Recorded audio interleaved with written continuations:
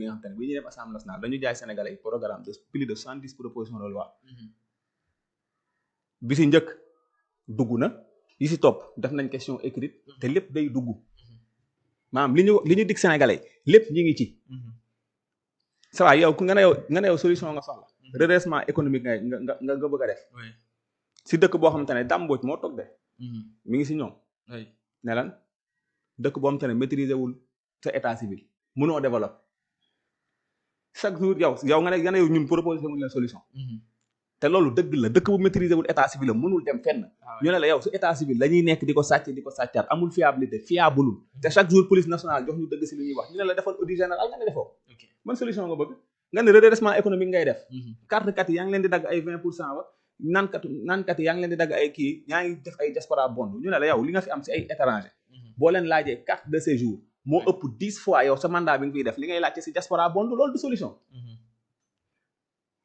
nga préféré naa ni non je suis panafricain moom tane bi nga demee taxaw barki démb boo njaay Turquie taxaw naan CEDEAO superficie am 511 kilomètres carrés CEDEAO superficie am ñaata kilomètres carrés la saa yi waxal argumentaire waaw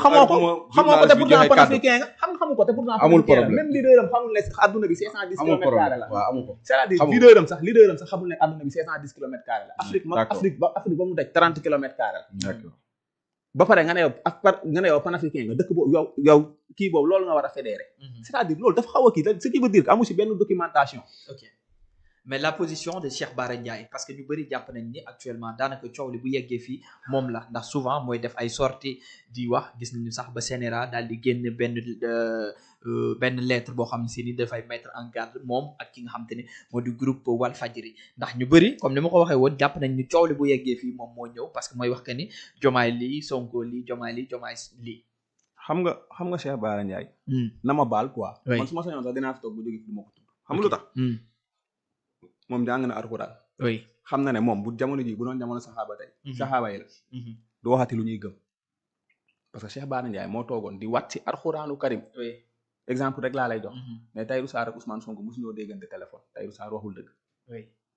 Ousmane Sonko taxaw assemblée nationale ne Tahirou Sarr woo naa la téléphone Cheikh Bara Ndiaye génnaat ne moom da doon wax lu dul dëgg pour ay vote mais nit bu sañee fen pour ay vote kooku ay waxam buñ ko jëlee tamit di ko kiiwaat man loolu daf may jaaxal quoi maam ñun ñu votel ñu jaral na ma may fen na ma baal ci wax ji quoi parce que mais moom moo wax vidéo yëpp mën na génn moom moo ne ba may wax loolu damaa bëggoon rek ñu bañ a votel sa waay ñu votel sa waay te si alxuraanu karim la waat sa waay kooku ay waxam ban crédibilité la amati ku ko jox crédibilité mën nga ci waxtaan mais man joxuma ko crédibilité moo tax du ma ci waxtaan saa man ay extrait laa si romb barki alxuraanu karim du ma jël sama temps di ko déglu te pourtant ku ma naan déglu la woon mais ma demee ba xam ne sa waay sañ na waat te alxuraanu karim mu waat ci lu dul dëgg sa waay Ousmane Sonko mii muy sang tey lu mu fi taxawoon wax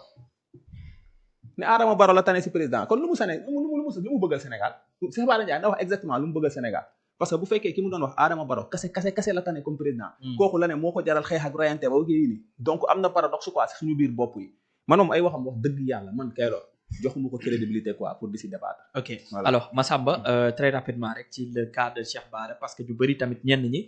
ñu ngi naan félicitations parce que tey li lëndëmoon yëpp moo ko leeral mais ñi ca des gisewuñu loolu nan nga gisee yow tamit ci mbirum Cheikh Bara taxawaay bi nga xam si ne am na ko ci coow li nga xam moo am ci diggante le premier ministre et le président de la république bon bu dee mbiru Cheikh Bara dama siy sawar a wax mais sama naataango bi daanaka li nga ko laaj tontu ko mooy lan dafa préféré jël ay xeer sànni Cheikh Bara xas ko te loolu indi wuñ fi mais dama koy bàyyi loolu comme ñoom loolu lañ dese léegi mën naa ko ne s'il vous plaît ñoom bàyyi ma dem voilà xasuma ko damaa fàttali li mu def bu dee xas la nag kon li mu defoon daa ñaaw léegi il faut pas ñuy jouer avec les mots voilà léegi mën naa continuer quoi ok dama man bu dee mbir moomu comme moom ñëmewu see tontu bon man moom je suis à l'aise bu dee mbiru Cheikh Bara la le fait que CNRA mën a def benn xaatim pour dànkaafu ko ni dafa yëkkati ay kàddu yoo xamante ni tegginawul jëmale ko si njiitu réew mi man gisuma loolu honnêtement te itam bu fekkee ni lu am la jàpp naa ni loolu amul benn citoyen bu war a am droit mën a xas président de la république ak Cheikh Bara niveau bi mu toll war mënul def loolu léegi bu ñu jugee nag le fait que CNRA def li nga xamante ni mooy xaatim boobu te mu waroon koo def si yeneen organe foofu la waxtaan bi waroon a nekk parce que fii gis nañ fi ay journalistes yu nekk si yeneen organe yu invité ay nit ñuy wax loo xamante ni ñëpp xam nañ ni wax pour d'état la ñuy wax. lu toll noonu laa la wax. mën naa ko citer journaliste Madiambal Diagne. état moo koy topp mu daw. dem France làqatu fa. di jël ay kaddu yu ñaaw yu ne di ko teg ci président Sonko di ko jaxase ak président de la République. di wax yu dangereux. benn journaliste invité ko. gendarmerie dagg émission bi ñëw jël journaliste bi yóbbu. ñu xëy ci lendemain ba beneen journaliste invité waat Madiambal Diagne. bi émission bi jeexee gendarmerie ñëw jëli journaliste ba yóbbu coow li ne kur ñëpp jóg. ñu ne liberté de la presse. waaw liberté de la presse moom war naa dem ba àgg ci benn nit bu nekk sa àll ba. war a mën a wax luy taal Sénégal loolu liberté de la presse. te journaliste yooyu bi ñu leen jëlee yóbbu leen tëj leen ki jiite li nga xamante ni mooy organe de télé yi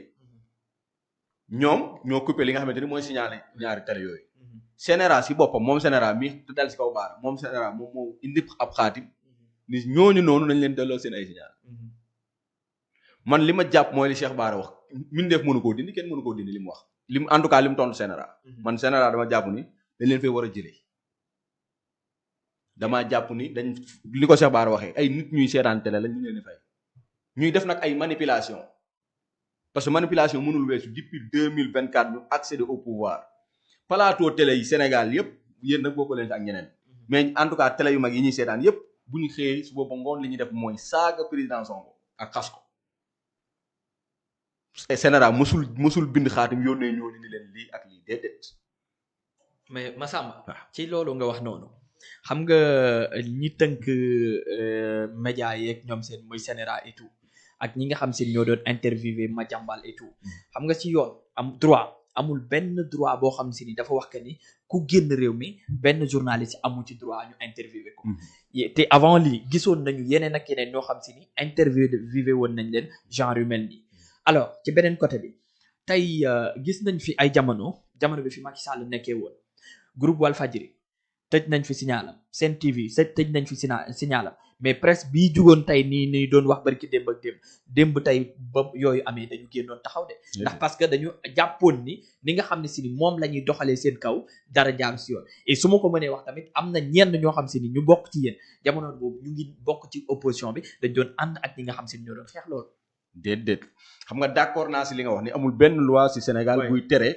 nit ñu koy topp si yoon mu daw ñu si journaliste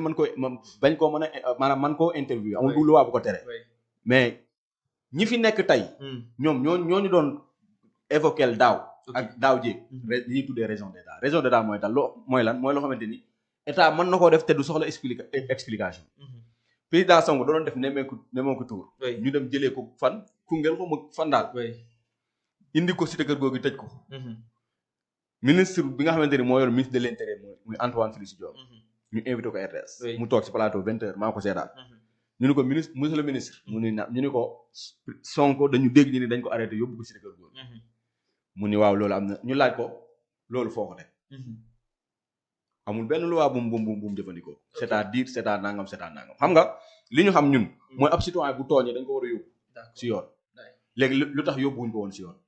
ku mën a accepter loola war a mën a accepter état mën a intervenir si nit koo xamante ni mu ngi bitim réew mën a def loo xamante ni day taal Sénégal loolu beneen bi ñi nga xamante ni presse yi nga xamante ni doon nañ amoon nañ taxawaay bi presse tey bi am